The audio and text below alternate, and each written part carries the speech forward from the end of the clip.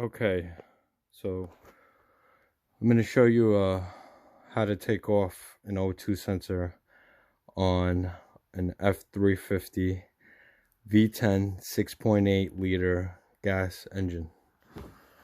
And these are a pain to get off. So with that being said, I'm going to show you what I've been trying to do and what's the process. Okay, so underneath here, I've tried 100 times to get off the O2 sensor, but as you can see, that it is really tight in here. Okay, so what I did is I detached the wide pipe from this header here and the header coming down on the left side, which is the driver's side, and I took the bolts off. There's the donuts coming out of the exhaust, and then what I did was back here, right before the cat, I ended up cutting it here where it was a flat surface. I ended up prepping it, sanding it, grinding it, and then I'm going to show you the white pipe.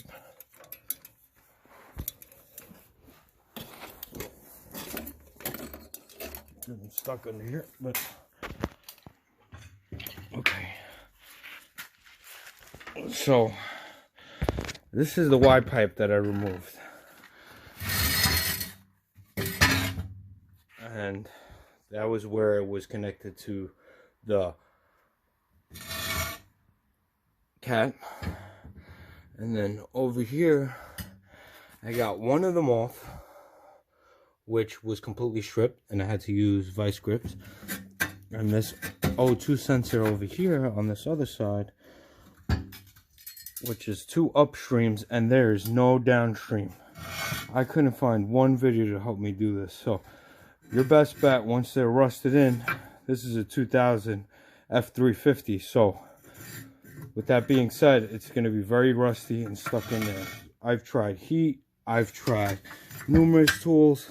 This guy right here that everybody shows you to take them off with ends up opening, and it's not a tight squeeze. So what I did is I took these channel locks that I bought at Ace Hardware, okay, and I modified it to the point where I took off the spring back preload that releases it right here. I grinded that off and pulled it off.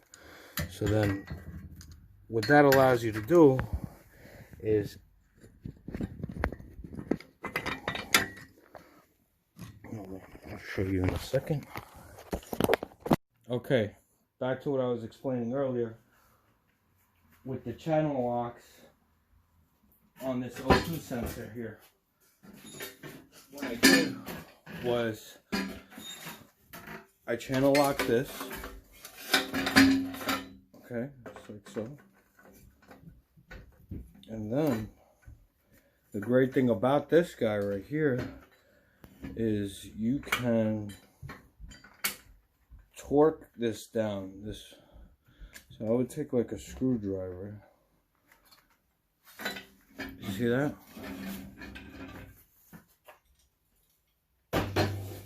Okay. I would take that. Give me a second.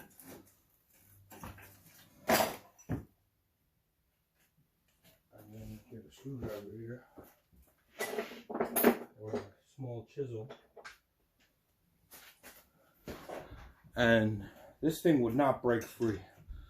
So I'll show you over here. What I would do with the channel locks is I would torque them down to the point where it's fully on here.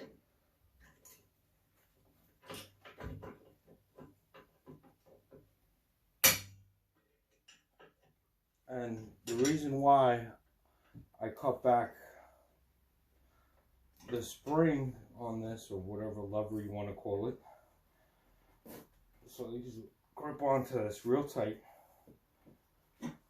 I obviously use heat as well, a good map torch. And then I'd put the pipe right into here and break this sucker free. So now that I don't have the lever in it, it would open up the O2 sensor. I tried everything else, nothing really worked here, guys. I'm telling you, this is the only way. So that's how I got the O2 sensors off. Alright, so here are the parts that I used for the whole setup. These clamps here, these are going to help reattach the exhaust pipe back on to the Y pipe. Upstream, 2 of them, the O2 sensors that go on the Y pipe. A 3-inch connector, which you're going to use those 2 clamps with that. And then I sanded around the 2 pipes, and then I'm going to use this muffler tailpipe sealer. Which I'm going to do is I'm going to put some of that around here before on both sides, before I connect the 2 joints. So I did get that O2 sensor out, and I'll show you exactly what I mean by putting on this here. Okay, that's a 3-inch connector, and then this clamp will go on like such.